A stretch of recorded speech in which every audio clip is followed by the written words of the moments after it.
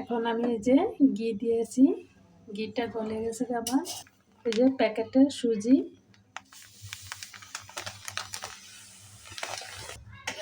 আস্তে আস্তে টুকি ঘি দিয়ে কিন্তু একটু এটা ভেজে নিতে হবে।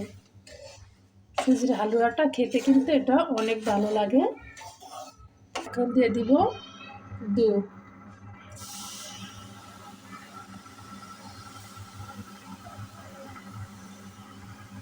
এক গ্লাস দুধ দিয়ে দিলাম।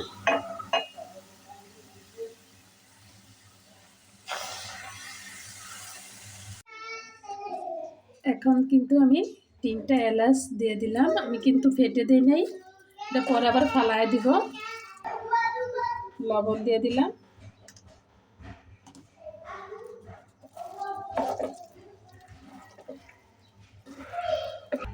এখন দিয়ে দিব চিনি। মিষ্টি আপনারা যেরকম খান এই পরিমাণ মতন মিষ্টিটা দিয়ে দিবেন।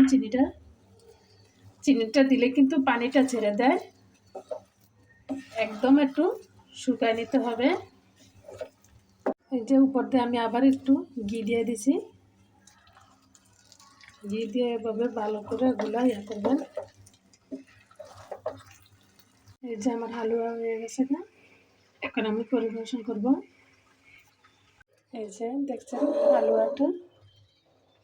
এখন এই যে এটার ভিতরে আমি একটু ট্যাপ করে এভাবে লাগিয়ে দিলাম বাদামগুলো। আপনারা আরও অনেকগুলো বাদাম এরকম কুচি কুচি করে আবার এরকম উপর দিয়ে দিতে পারেন একটা সৌন্দর্যের জন্য। এখন আমি ছুরি দিয়ে কেটে নিব।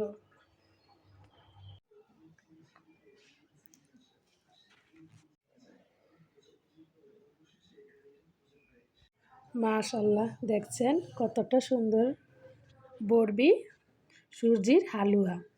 দেখতে যতটা সুন্দর, খেতে কিন্তু মাশাআল্লাহ অনেক সুন্দর। ভিডিওটা কেমন লাগছে, রেসিপিগুলো প্লিজ সবাই লাইক দিবেন, শেয়ার করবেন, কমেন্ট করে জানাবেন। সুজির হালুয়া এরকম আপনারা সবরাতের দিন বানাইতে পারেন সুজির হালুয়া।